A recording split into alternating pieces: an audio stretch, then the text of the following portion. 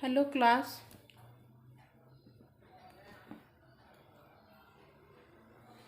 In last lecture we have taken here revision of matrices. Matrices की हमने revision ली थी. Okay. उसका कौन सा डिलीटेड पार्ट है, क्या करना है, वो सभी हमने लास्ट लेक्चर में देखा था. आज के लेक्चर में हम देखेंगे next chapter trigonometric function. Okay, next chapter है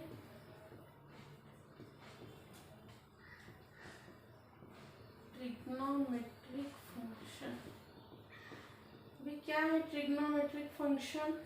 तो मैंने उसके आपको एग्जाम्पल ये डेफिनेशन दी थी. डेफिनेशन याद रखनी है कि जिसमें ट्रिग्नोमेट्रिक इक्वेशंस है, फंक्शंस है, उसे क्या कहते हैं? ट्रिग्नोमेट्रिक इक्वेशंस कहते हैं. ठीक है. और अगर आपको एक वैल्यू है जो क्या करेगी, आपके ट्रिग्नोमेट्रिक इक्वेशन को सेटिस्फाई करेगी, उसे क्या कहेंगे? Trigonometric solution.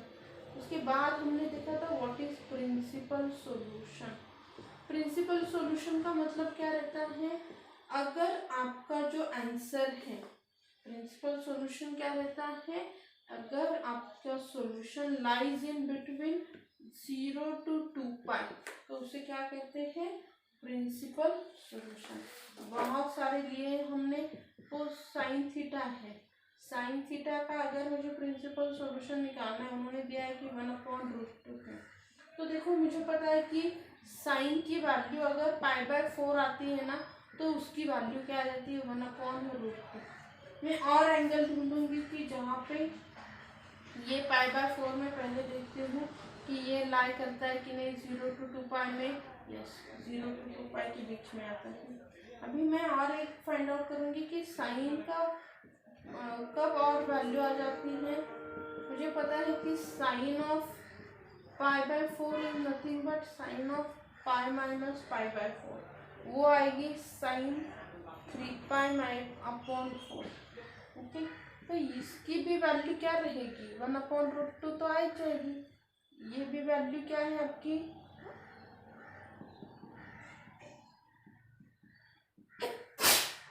यहीं पे लाई करती है आपकी 0 to 2π में. तो ये मेरा जो 3π/4 है ना, ये भी क्या हो गया? प्रिंसिपल सॉल्यूशन हो गया. ओके. यहाँ पे क्या है? π/4. इसके बाद का अगर मैं ले लूँगी ना कि π + π/4, तो ये कितना हो गया? 5π/4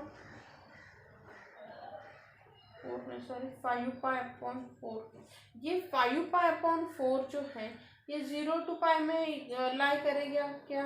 नहीं. इसके लिए क्या है? आपके प्रिंसिपल सॉल्यूशन जो है वो आपको क्या करना है? ये देखो, दो प्रिंसिपल सॉल्यूशन आते हैं. एक तो आपका π/4 और दूसरा आता है π. एंगल याद रखो. साइन के लिए मैंने क्या किया कि ये देखो, साइन के लिए क्या याद रखना है कि sine theta is equal to आपको लेना है साइन π - थीटा का फॉर्मूला अप्लाई करना है. वही अगर मैं कॉस के लिए ले लूँ ना, तो मुझे cos theta is equal to कौन सा फॉर्मूला यूज करना है? 2π - थीटा वाला. ओके.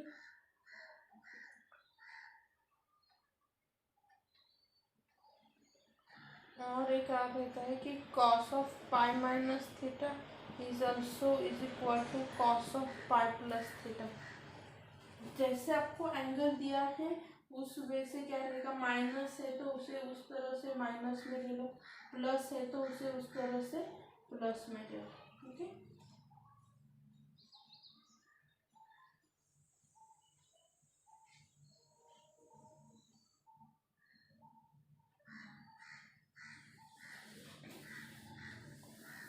कॉट के लिए आप क्या करोगे? देखो, tan का भी क्या आता है? tan of π - theta is -tan theta रहता है. और इसकी वैल्यू जो रहती है ना, ये आती है -cos थीटा. और tan of 2 pi minus theta की भी वैल्यू क्या आती है माइनस tan थीटा। हमने इसके बहुत सारे एग्जांपल दिए हैं कि प्रिंसिपल सॉल्यूशन आपको कैसे फाइंड करना है गिवन इंटरवल में। ओके,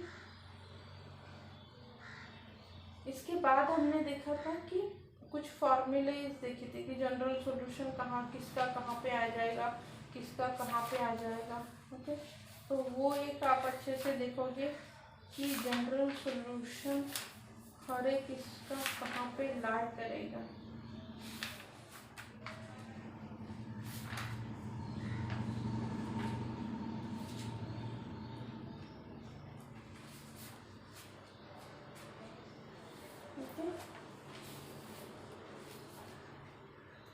अभी इसके बाद का हम देखते हैं जनरल सॉल्यूशन के कंसेप्ट देखते हैं। प्रिंसिपल सॉल्यूशन हो गया। अभी जनरल सॉल्यूशन, जनरल सॉल्यूशन क्या आ जाएगा आपका साइन थीटा का जनरल सॉल्यूशन क्या रहता है sine alpha is theta is equals to n pi plus minus 1 raise to n alpha, n belongs to. फिर general solution of cos theta क्या रहता है आपका कॉस अल्फा, जहाँ पे मेरी theta is equal to 2n pi plus alpha, n belongs to z। उसके बाद आता है आपका यहाँ पे general solution of tan theta, ये आता है आपका tan अल्फा, जहाँ पे थीटा की वैल्यू रहती है n pi plus alpha, n belongs to z। उसके बाद आता है आपका sine square theta is sine square alpha, जहाँ पे थीटा की वैल्यू रहती है n pi plus minus alpha, n belongs to. और आता है आपका कॉस स्क्वायर थीटा, जहाँ पे इसकी वैल्यू रहती है cos square alpha, theta is equal to n pi alpha. उसके बाद आता है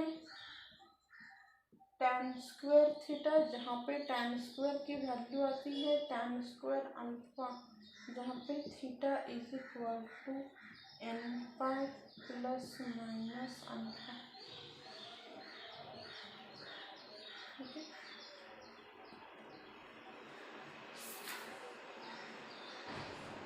ये सभी जो है जनरल सॉल्यूशन फाइंड आउट करने के लिए हम यूज करते हैं। कैसे फाइंड करना है इसके हमने एग्जांपल लिए कि अगर आपको पूछा गया है कि find the general solution of, एक एग्जांपल लेते हैं। थोड़ा फॉर्मूला अभी मैंने लिख के दिए हैं, आपके पास भी होंगे सभी फॉर्मूला, एक पेज पे आप लिख लोगे। ओके, और वो बाहर ही करने हैं। ट्रिग्नोमेट्री बहुत बड़ा चैप्टर है, नियर अबाउट 12 to 14 मार्क्स के लिए ट्रिग्नोमेट्री पूछा जाता है। तो at least for 12 marks we have to prepare it very well. Okay, tan theta is equal to, अगर यहाँ पे उन्होंने √3 दिया तो मैं क्या करूँगी कि tan थीटा मुझे पता है कब रहता है √3, जब मैं tan ऑफ पाई/3 की वैल्यू लेती हूँ ना, तो उसकी वैल्यू आती है √3। जनरल सॉल्यूशन पूछा है उन्होंने। ओके, जनरल सॉल्यूशन क्या आ जाएगा आपका tan थीटा का general solution of tan theta is equal to tan alpha क्या आता है when theta is n pi plus alpha. तो मैं क्या करूंगी यहाँ पे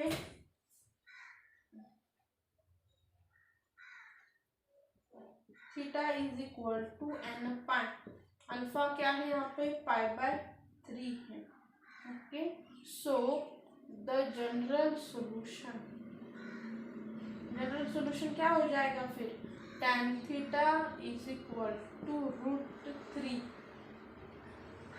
is theta is equal to n pi upon pi.